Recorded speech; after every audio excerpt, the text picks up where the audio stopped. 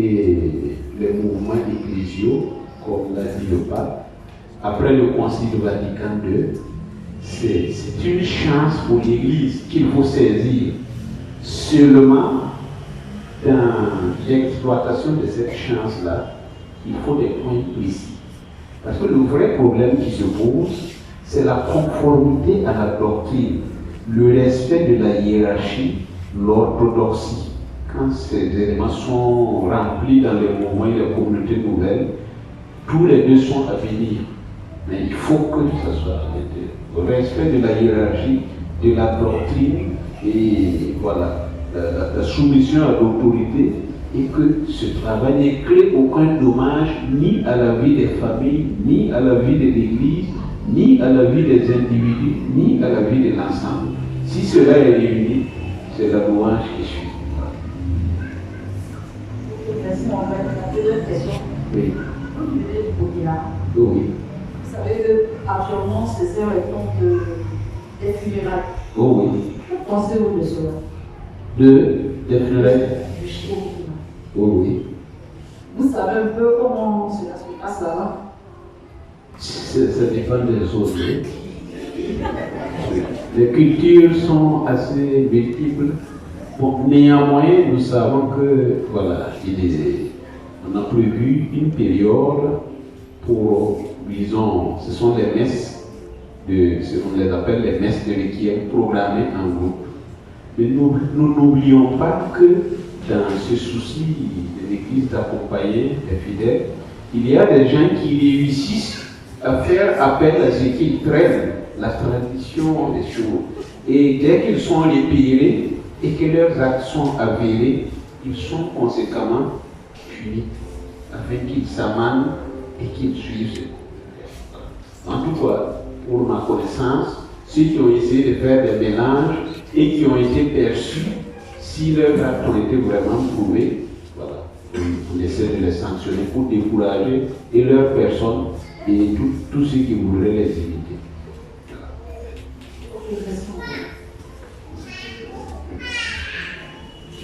Merci mon frère. Je voudrais, avec votre intelligence, je voudrais vous ramener sur vos propos liminaires. Quelque part, vous avez dit que vous avez évoqué l'engagement généreux des laïcs. Oui. Qu'est-ce que vous voulez dire par là? Quand on dit l'engagement généreux des laïcs, cela veut dire tout simplement leur engagement du fond du cœur, avec toute leur force, pour l'œuvre de l'évangélisation et pour ce qui concerne l'éducation de l'Église. C'est là. La générosité, là, c'est le fait de ne pas freiner son élan dans l'exercice de ce qu'on apporte de votre charge. Vous voulez? Oui, allez-y.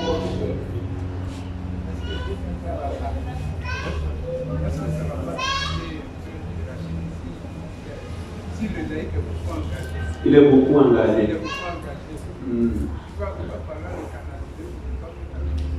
Justement, c'est ce qui a été dit par la suite.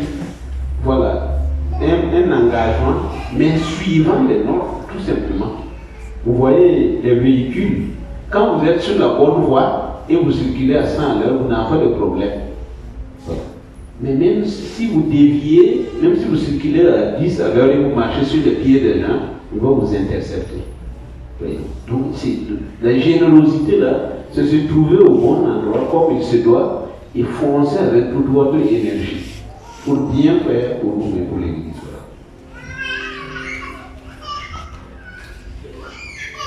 Merci mon père pour l'enseignement que vous avez sur nous venant de recevoir. Ma question porte sur vos impressions tout à l'heure concernant le renouveau charismatique et les communautés nouvelles. Alors vous avez dit qu'il faut être enseigné avant d'enseigner. On se rend compte aujourd'hui qu'il y a une panoplie de communautés nouvelles. Tout à l'heure vous avez dit que si cela répond aux normes, la louange suit. Alors je voudrais savoir qu'est-ce que l'Église prévoit pour l'encadrement réel de toutes ces communautés qui naissent, qui poussent pour moi comme des champignons du jour au lendemain. C'est ça. Merci. Bon, Merci pour la question. Effectivement, comme vous l'avez dit, ça pousse comme des champignons. On ne sait pas c'est quel humus et quel engrais qui fait pousser ça comme ça, mais ça pousse comme des champignons. Mais après études, enquêtes et réflexions, il s'avère que les objectifs visés ne sont pas forcément ceux de l'Église. C'est pourquoi ça pousse comme des champignons. Et les problèmes, entre autres, il y a un problème de leadership. Il y en a même, vraiment avec tout le respect que je leur dois, qui en ont fait un gagne-pain, qui ont asservi des gens et possèdent une vaste collection de biens. Voilà. Ce n'est pas ecclésial. Voilà. Les gens deviennent une source de revenus. C'est pourquoi ça pousse, c'est parce que ça rapporte. Voilà, c'est ça. On travaille à arrêter toutes ces choses. Il faut que ce soit répondu par l'autorité compétente. Et la formation, c'est prévu. Voilà. Et que dans la formation, les gens sachent qu'on leur demande d'abord de bien faire leur travail en famille, dans la société et dans leur milieu de vie. Il faut bien éduquer les enfants. Occupez-vous bien de vos épouses et de vos époux. Si vous finissez cela, le Seigneur vous donne un point d'abord. Les gens ont un zéro à ce niveau et puis ils foncent au niveau du peuple et le gazouillent. Et là, on peut finir ce devoir-là. Bien s'occuper de la vie en famille, la vie des enfants. Il faut bien faire ce travail. Ensuite, bien faire le travail dans le milieu de vie et donner un bon témoignage au boulot dans la société. Sachez que tout cela, le Seigneur bénit et il en tiendra compte à la fin des jours. Si on escamote toutes ces étapes et on saute pour créer un groupuscule, voilà, exigeant, voilà, une prise en charge, voilà. Vous voyez, donc, la question est vraiment bien posée et on est en train de réfléchir. Il y a des travaux qui se font pour que, voilà, on arrête cette manière de procéder qui n'est pas ecclésiale. Voilà. Les enseignements ne sont pas conformes à l'évangile parfois, puisque c'est tendancieux et c'est exploité à des fins personnelles. Or, on doit orienter tout le monde vers le Christ et aider les gens à être sauvés. Donc, on emprisonne et puis on embrigade les gens et on en fait, voilà, une source de revenus. Donc, vous vivez des gens au lieu de les laisser vivre du Christ. Ce n'est pas normal. Donc, les moyens, c'est clair. On essaie de faire des enquêtes et quand ça ne suit pas, vite, on arrête et on suspend le responsable. C'est comme ça. Pour le moment, on met des formations en cours. Voilà. Et il y a des mesures qui sont appliquées. On demande que ceux qui créent ces communautés soient formés d'abord, qu'ils aient une science sur une doctrine claire avant de voir et qu'ils se fassent reconnaître. Parce que tout le monde ne peut pas se lever et puis devenir responsable d'une église, subdivisée d'église en petits groupes qu'on gère et voilà. À l'insu même des autorités compétentes. Merci mon Père pour votre brillant enseignement. Ma préoccupation, c'est que dans le rôle des laïcs que vous avez bien défini, le canon que vous avez nommé, dans le 200, on dit que tout baptisé est appelé à évangéliser. Oui. Maintenant, quel conseil vous, en tant que canoniste, pouvez donner aux membres du renouveau pour respecter ces normes-là et être un mouvement qui évolue dans l'Église? Quel conseil pratique?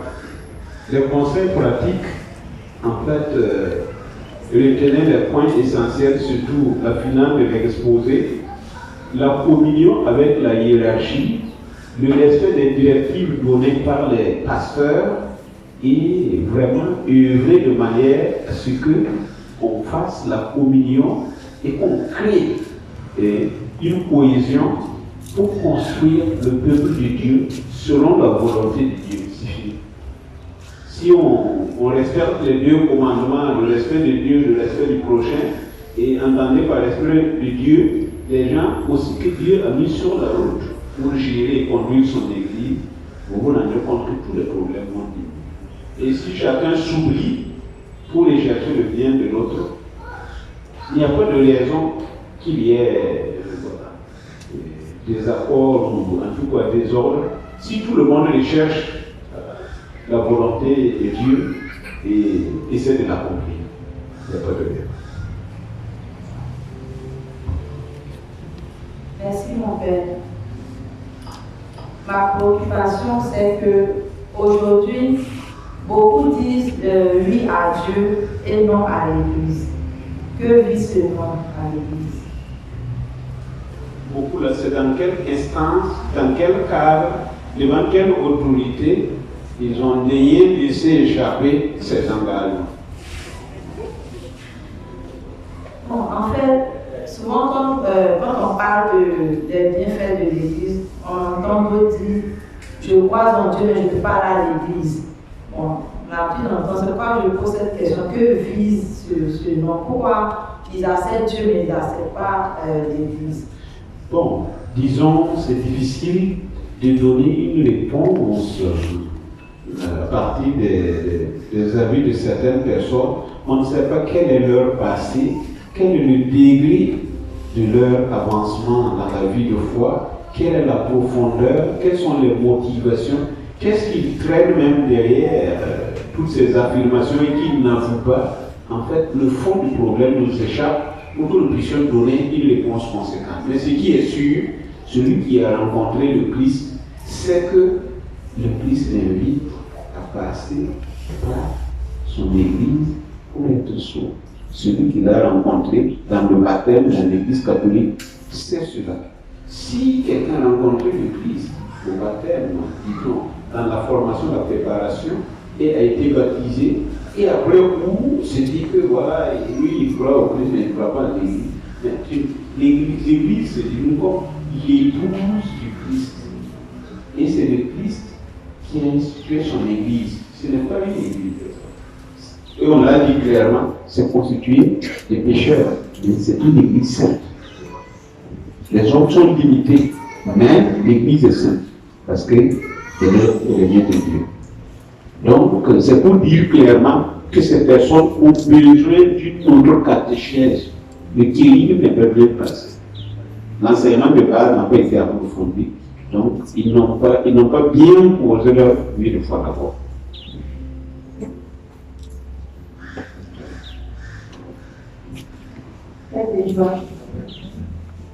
La Bible nous dit qu'il ne fait pas que de représentation dans l'Église catholique a fait de représentation.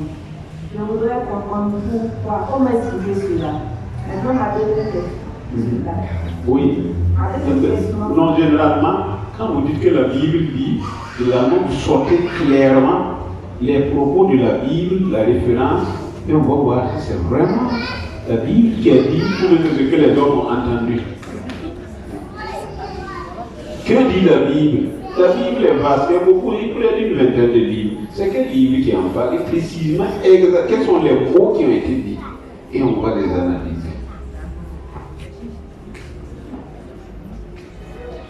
Voilà. Oui, allez-y. J'entends souvent dire que le moment le plus important de la messe, c'est quand le prêtre consacre l'hostie. C'est-à-dire, c'est d'accorder les autres étapes de la messe sont moins importantes. Bon, alors, déjà, on analysait que les termes, quand on dit que c'est plus important, ça veut dire que les autres moments sont importants, mais c'est une question de degré. Est-ce que vous voyez? Quand on dit que c'est le plus important, cela signifie que tous les autres sont importants. C'est que le français dit. Quand on dit que c'est plus important, les autres sont importants. Seulement, il y a une question de degré. Bon. Donc, quand on parle de sauver, comme c'est le moment où le Christ lui-même agit dans la personne du prêtre, voilà. Donc c'est pourquoi. Mais quand on dit que c'est plus important, c'est ne pas dire qu'il faut les jeter les autres pour suivre. C'est comme si on dit que l'Eucharistie est le sommet de la vie de l'Église. On ne dit pas de les jeter tous les autres sacrements au contraire. Mais une question de graduation. Voilà. Et là on dit que c'est plus important, sachez que les autres sont importants. Seulement, un qui dépasse un peu. Mon père, je voulais vous poser une question. Je veux savoir votre avis sur la prière de l'arbre généalogique. Vous dites la prière pour couper les alliances ancestrales. Est-ce que vous pouvez vous donner votre avis là-dessus?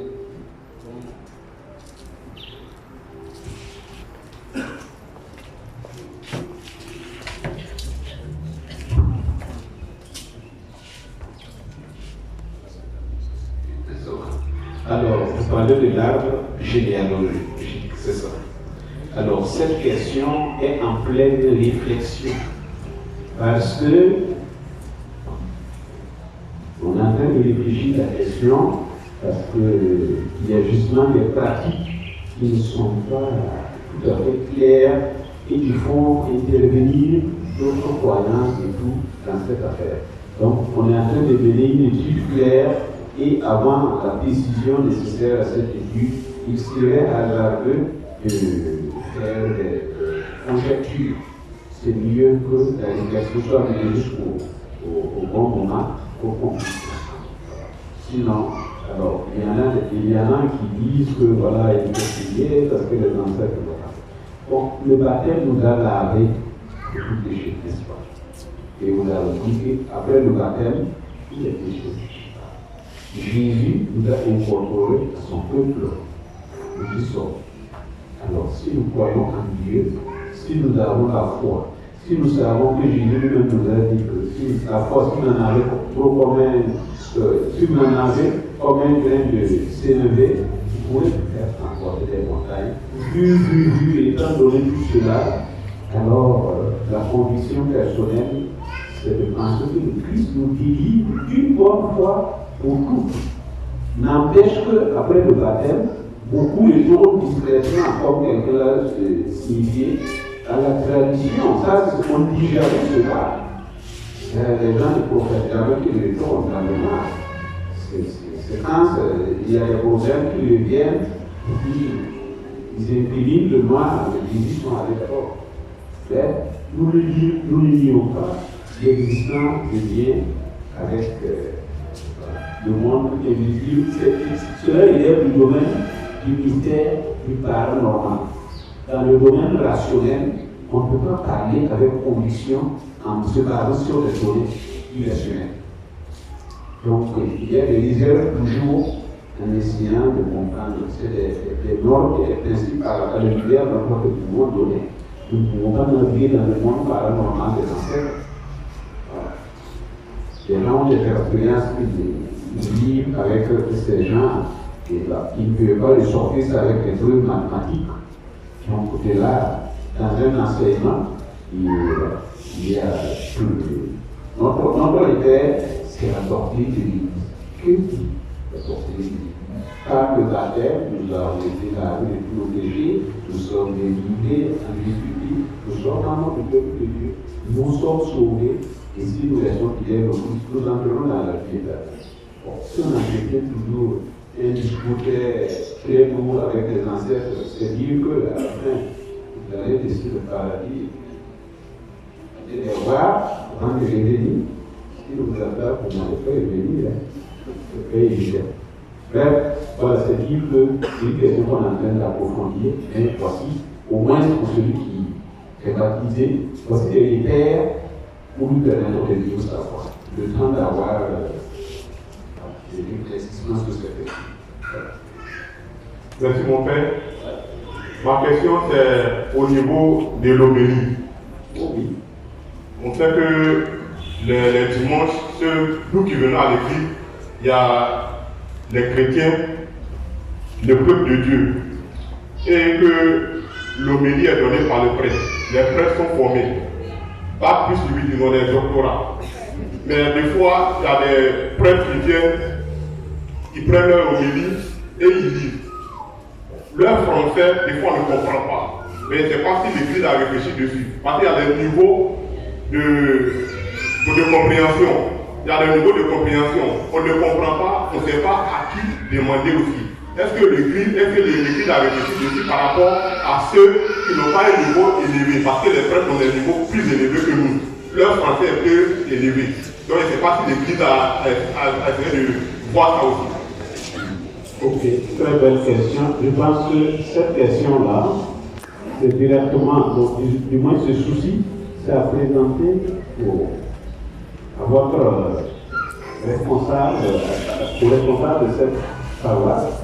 Si vous avez un souci à ce niveau, vous trouvez les voies nécessaires pour le rencontrer. Lui, en fait, nous ne parvenons pas à comprendre ce qui est dit. On ramènera, du moins, on fera tout pour que vous compreniez. Parce qu'il est de votre droit d'avoir cette parole-là, l'explication de cette parole-là. Il est de votre droit. Et c'est du devoir de nous autres prêtres de vous donner la parole. Ça, c'est partie de notre devoir. Si c'est entre notre devoir et votre droit, il y a quelque chose qui fait que vous ne parvenez pas à accueillir ce que vous devez recevoir et que nous ne parvenons pas à rendre aussi. Il suffit de se préciser les choses et tout va. Voilà. À mon sens, dans ce que vous signifiez. Sinon, par exemple, ces discours-là, la moitié du texte est écrit c'est en latin. Il faut lire le texte latin ici. Je pense que nous pouvons aller chercher de l'eau fraîche pour voir. C'est lu. Mais voilà, on amène, on sert ce qui est comestible et le reste on emporte comme provision. Voilà. Merci mon père. Moi j'aimerais savoir, un chrétien qui arrive en retard à la messe, ce chrétien a-t-il le droit de communier? Ça dépend. Il est arrivé à quel moment? Il est arrivé où le prêtre a déjà donné signe de croix, par d'autres même arrivent, même où ils ont fini de lire, première lecture, et puis après ils vont communier. Voilà. Si c'est après le signe de croix, je pense que voilà, la personne peut faire son signe de croix. Mais si quelqu'un arrive après l'homélie et n'a pas eu droit à la table de la parole, donc si à ce moment la personne va communier, bon, ça veut que la messe c'est la table de la parole, la table de l'Eucharistie, c'est une seule table qui a participé. Donc vous voyez. Mais il y a d'autres contextes qui peuvent exister. On ne peut pas trancher directement. Ce que vous ne savez pas, voilà. Mais bon, toujours pour le bien du peuple, il y a des normes que tout le monde vienne à l'heure et que tout le monde n'est pas. Voilà, ça c'est bon pour tout le peuple. Parce que si on entre dans les détails, il y a des gens qui n'attendent que les détails pour les exploiter et ça va déstabiliser le système. Donc, que tout le monde vienne à l'heure et que tout le monde le fasse. Là, c'est bon. Mais ceux qui, pour quelques raisons, si quelqu'un en venait entrer à l'église après la parole de Dieu, bon, qu'il voit s'il y a une autre messe à laquelle il peut participer, on en programme plusieurs. Voilà, c'est tout. Il ne faut pas forcer parce que voilà, c'est exigeant quand même. Hein. Il suffit de se préparer avant de le rencontrer. Bon, si vous arrivez et puis vous sautez au milieu de quoi que ce soit.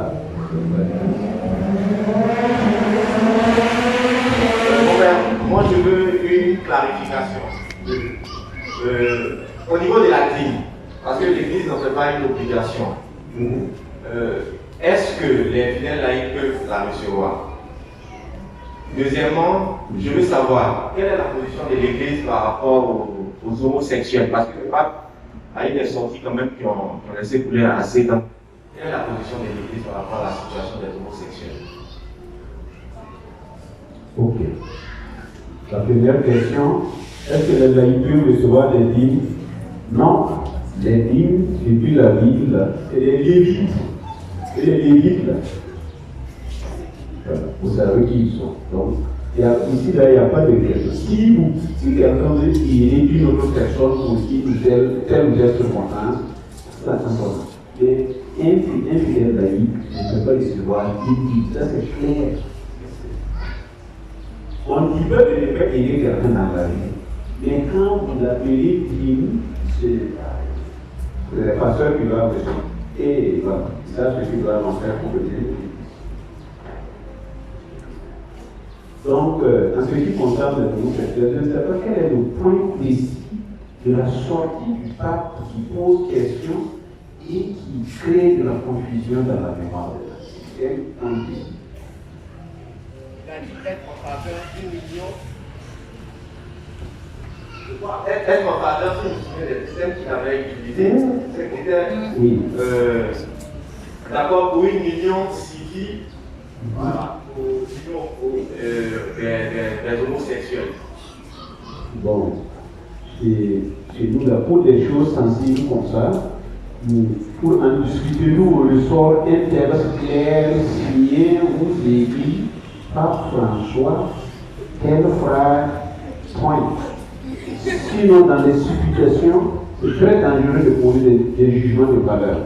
Ceci dit, je ravale un peu sur cette question pour dire en fait que l'Église est claire.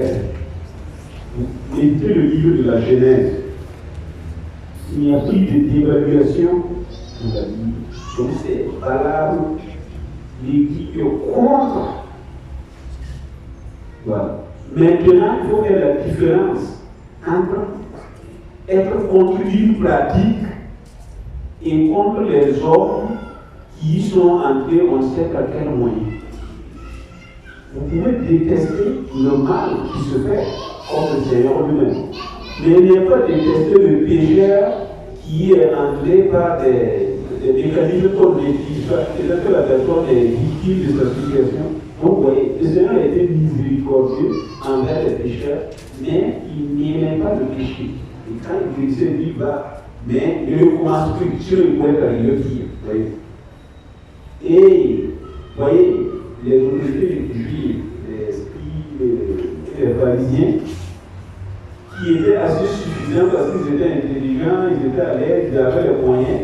Alors il était dur envers eux, parce qu'ils ne faisaient pas pitié. Or, ils étaient des pécheurs, c'était des gens, c'est pourquoi ils étaient rudes envers eux. Il est proche des cœurs, n'oubliez pas, et les esprits abattus. Ça, c'est le Seigneur. Par contre, le mal, il a toujours détesté. Donc, c'est clair que l'Église n'a jamais approuvé cette manière. Mais l'Église a pitié des gens qui souffrent. Ça, c'est clair. Et on sait que beaucoup souffrent dans cette situation. Mon père, moi, je voudrais savoir si, au sujet de la célébration eucharistique, s'il y a une tenue imposée, je vais dire la soutane, la chaussée. En dehors de ça, est-ce qu'on peut célébrer la messe dans d'autres appartements tels que vous l'êtes présentement? Vous posez cette question, si on dit, vous voulez qu'on la renvoie, et qu'on la célèbre la main. Je vais dire, concernant la soutane, quand le peuple veut célébrer la messe, Quand le veut célébrer une quand messe, qui veut célébrer? le prêtre. Voilà, ok. Donc c'est le prêtre. Ok, oui. En dehors de la soutane, comme appartement qu'il a, est-ce qu'il peut célébrer comme vous êtes habillé ce soir? Bon, et ça c'est. Je ne sais pas, vous avez été témoin d'un cas et vous voulez comprendre ou bien vous voulez savoir ça? Je voudrais savoir,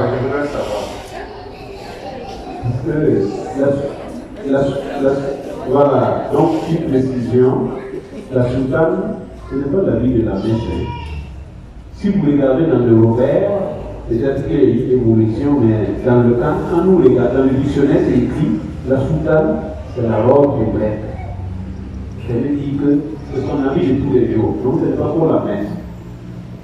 Et selon les territoires, les conférences épiscopales peuvent imposer aux clercs de porter soit la soutane ou le clergément. Donc, voilà. Signifie simplement l'ordre du clergé du bord. Tout simplement. Donc, cela n'entre pas dans les habits liturgiques. Pour les habits liturgiques, ce que demandent les normes, c'est qu'on porte la